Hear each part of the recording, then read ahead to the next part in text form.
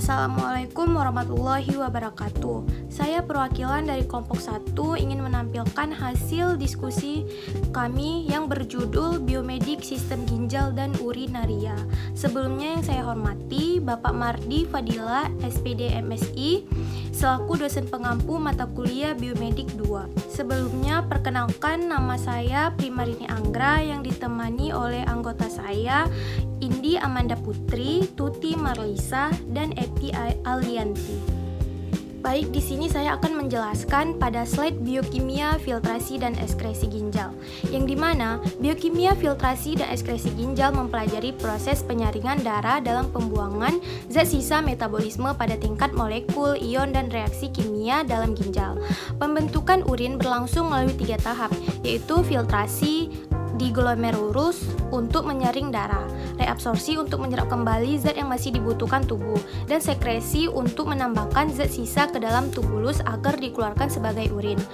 Nah, selanjutnya, melalui proses sekresi, ginjal membuang zat sisa seperti urea, kreatinin, asam urat, kelebihan air, elektrolit, serta sisa obat.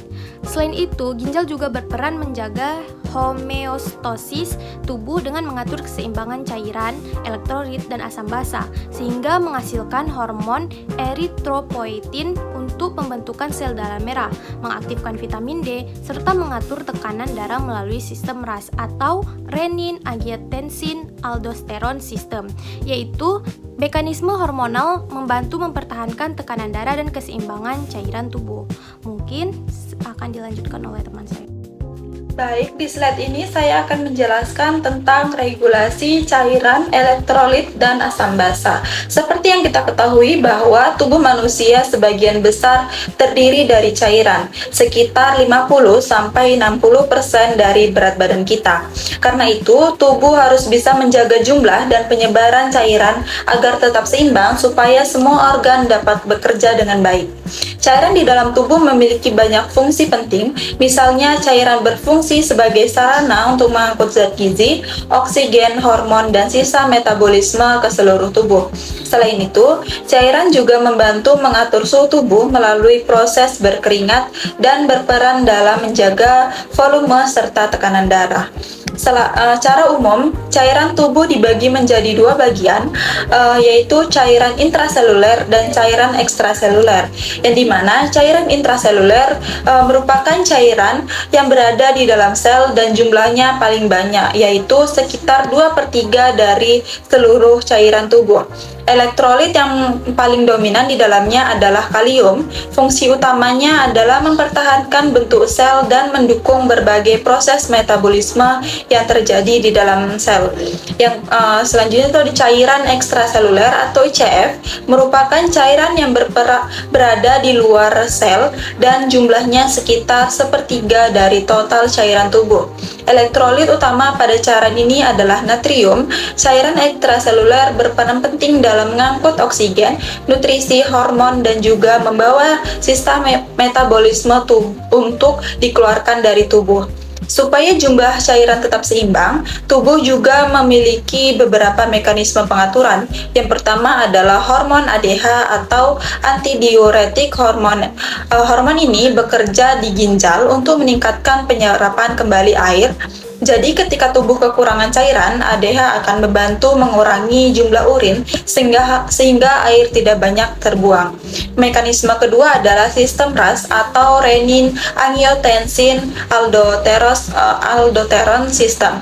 Sistem ini berfungsi mempertahankan tekanan darah serta meningkatkan penyerapan kembali natrium dan air di ginjal. Dengan begitu, volume cairan di dalam tubuh tetap terjaga. Selain itu, tubuh juga memiliki mekanisme rasa haus ketika tubuh memiliki kekurangan cairan. Pusat haus di otak akan terangsang sehingga kita merasa ingin minum. Dengan cara ini, tubuh dapat mengganti cairan yang hilang dan menjaga keseimbangannya.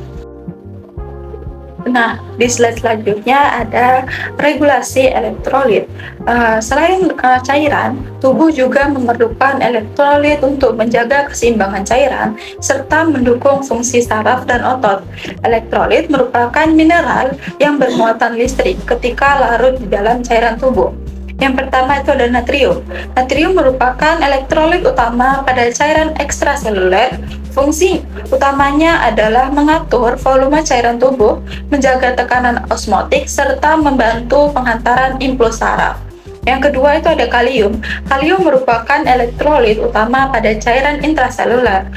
Kalium berperan penting dalam penghantaran impuls saraf, kontraksi otot, dan menjaga irama jantung agar tetap normal. Yang ketiga ada kalsium. Kalsium berfungsi dalam proses pembentukan darah, kontraksi otot, penghantaran impuls saraf, serta pembentukan tulang dan gigi. Nah, selanjutnya, keseimbangan elektrolit terutama diatur oleh ginjal. Ginjal akan menyaring darah dan menyesuaikan jumlah elektrolit yang harus diserap kembali atau dikeluarkan melalui urin sehingga kadar elektrolit di dalam tubuh tetap normal. Selanjutnya itu ada regulasi asam basa. Selain menjaga keseimbangan cairan dan elektrolit, tubuh juga harus mempertahankan keseimbangan asam basa agar pH darah tetap normal, yaitu antara 7,35 sampai 7,45. Keseimbangan pH sangat penting karena perubahan pH yang terlalu rendah atau terlalu tinggi dapat mengganggu kerja enzim dan fungsi organ tubuh. Pengaturan asam basa dilakukan melalui 3 mekanisme utama. Yang pertama itu ada sistem buffer. Sistem buffer merupakan pertahanan pertama tubuh yang bekerja sangat cepat untuk menetralkan kelebihan asam atau basa sehingga perubahan pH darah tidak terjadi secara drastis. Nah, yang kedua itu ada sistem pernapasan. Paru-paru mengatur kadar karbon dioksida dalam darah. Jika kadar karbon dioksida meningkat, pernapasan akan menjadi lebih cepat sehingga lebih banyak karbon dioksida dikeluarkan dan pH darah dapat kembali normal. Yang ketiga, ada sistem ginjal. Ginjal berperan dalam pengaturan jangka panjang dengan cara mengekskresikan ion hidrogen melalui urin serta mereabsorpsikan ion bikarbonat ke dalam darah. Mekanisme ini membantu mempertahankan pH darah tetap berada dalam rentang normal. Patologi dasar gangguan ginjal, yang dimana patologi dasar gangguan ginjal adalah perubahan struktur dan fungsi ginjal yang menyebabkan gangguan proses filtrasi, reabsorpsi, sekresi, dan ekskresi. Secara umum, kerusakan dapat terjadi pada glomerulus, tubulus, interstisium, maupun pembuluh darah ginjal. Yang pertama ada penurunan laju filtrasi glomerulus, yaitu penyaringan darah menurun sehingga urin dan kreatinin meningkat. Yang kedua ada kerusakan glomerulus, yang artinya menyebabkan proteinuria atau hematuria. Yang ketiga ada gangguan tubulus, yang dimana reabsorpsi terganggu sehingga cairan dan elektrolit hilang. Terus yang keempat ada gangguan cairan dan elektrolit, yang dimana dapat menyebabkan edema dan hiperklemia. Yang kelima ada gangguan asam basa, yaitu menyebabkan asidosis metabolik. Yang keenam ada gangguan hormon ginjal, yang dimana menyebabkan anemia dan gangguan tekanan darah. Yang terakhir ada akumulasi toksin uremik, yaitu artinya menimbulkan gejala uremia. Penyakit ginjal kronik sebagai masalah kesehatan masyarakat. Dapat disimpulkan bahwa penyakit ginjal kronik adalah penurunan kondisi ginjal yang terjadi secara bertahap dan berlangsung dalam jangka waktu lama, sehingga ginjal tidak lagi mampu menjalankan fungsi secara optimal. Akibatnya, tubuh mengalami gangguan dalam membuang zat sisa metabolisme, mengatur keseimbangan cairan elektrolit dan asam basa, yang pada akhirnya dapat menyebabkan berbagai komplikasi serius, bahkan kematian jika tidak ditangani dengan baik. Penyakit ginjal kronik menjadi masalah kesehatan masyarakat karena jumlah penderitanya terus meningkat, biaya pengobatan yang sangat tinggi, serta dapat menurunkan kualitas penderitanya. Juga selain itu, penyakit ini seringkali tidak menunjukkan gejala pada tahap awal, sehingga banyak penderita baru yang mengetahui kondisinya ketika fungsi ginjalnya sudah mengalami kerusakan yang cukup berat. Juga ada faktor penyebab utama penyakit ginjal kronik adalah diabetes mellitus, hipertensi, glomerulonefritis, penyakit jantung, kanker, serta batu ginjal. Selain faktor penyakit, perilaku masyarakat seperti merokok, konsumsi alkohol, kurang aktivitas fisik, serta pola hidup yang tidak sehat juga berperan dalam meningkatkan risiko terjadinya penyakit ini. Oleh karena itu, faktor penyakit ginjal kronik tidak hanya berasal dari kondisi medis, tetapi juga dipengaruhi oleh perilaku gaya hidup sehat masyarakat. Sebagai masalah kesehatan masyarakat, penanganan penyakit ginjal kronik tidak cukup hanya dilakukan melalui pengobatan, tetapi melalui upaya promotif, preventif, serta edukasi kesehatan.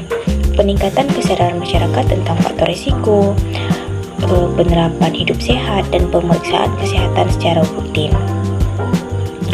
serta masyarakat mampu menerapkan faktor risiko lebih dini dalam melakukan tindakan sebelum terjadi kerusakan ginjal yang lebih parah. Baik, di sini saya akan menjelaskan lagi pada slide faktor risiko biologis dan lingkungan pada penyakit ginjal, yang dimana faktor risiko yang berasal dari dalam tubuh, yaitu faktor biologis, maupun dari lingkungan. Faktor-faktor tersebut dapat menyebabkan kerusakan nefron, yaitu unit penyaringan pada ginjal, sehingga kemampuan ginjal dalam menyaring zat sisa metabolisme menurun. Nah, yang di sini itu ada faktor risiko biologis. Yang pertama itu ada diabetes mellitus. Diabetes mellitus merupakan faktor risiko utama ginjal kronik. Kadar glukosa darah yang tinggi secara terus-menerus menyebabkan kerusakan pada pembuluh darah kecil di ginjal. Sekitar 40% pasien diabetes mellitus berkembang menjadi penyakit ginjal diabetik, sehingga menjadikannya penyakit utama gagal ginjal stadium akhir. Nah, yang kedua itu ada hipertensi, yang dimana hipertensi atau tekanan darah tinggi merupakan faktor risiko, sekaligus komplikasi dari penyakit ginjal. Tekanan darah yang tinggi menyebabkan pembuluh darah ginjal mengalami penebalan dan penyempitan, sehingga aliran ke dalam nefron berkurang. Terus yang selanjutnya ada usia. Dengan bertambahnya usia, berkaitan dengan penurunan fungsi ginjal secara fisiologis.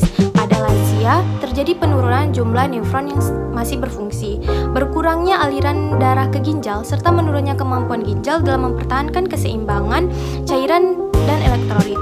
Usia lanjut menjadi faktor yang meningkatkan kerentanan seseorang terhadap penyakit ginjal, terutama jika disertai diabetes atau hipertensi.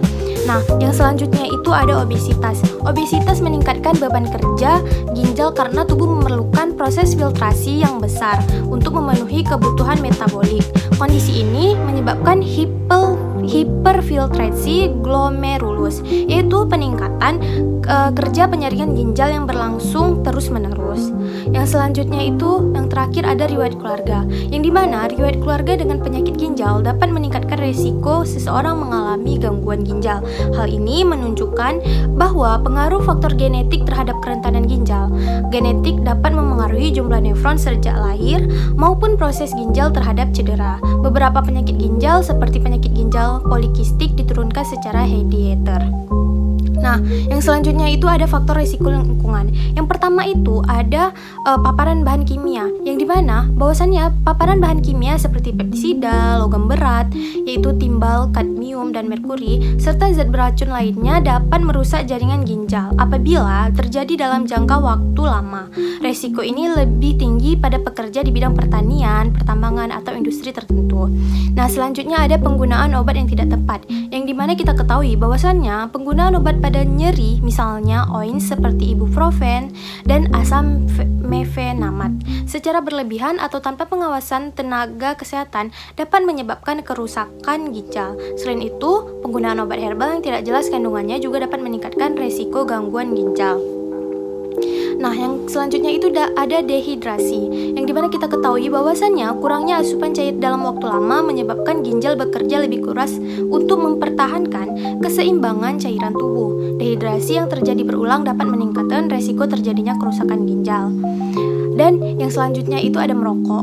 Merokok meningkatkan stres oksidatif dan merusak lapisan pembuluh darah, termasuk pembuluh darah ginjal. Nikotin juga dapat meningkatkan tekanan darah sehingga mempercepat progresivitas penyakit ginjal.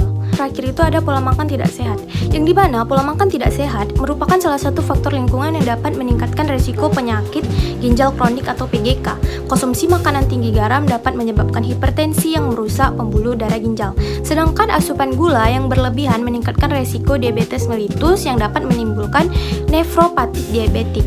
Dan sebaliknya juga, kurangnya konsumsi buah dan sayur dapat mengurangi asupan serat dan antioksidan yang berperan dalam menjaga kesehatan ginjal.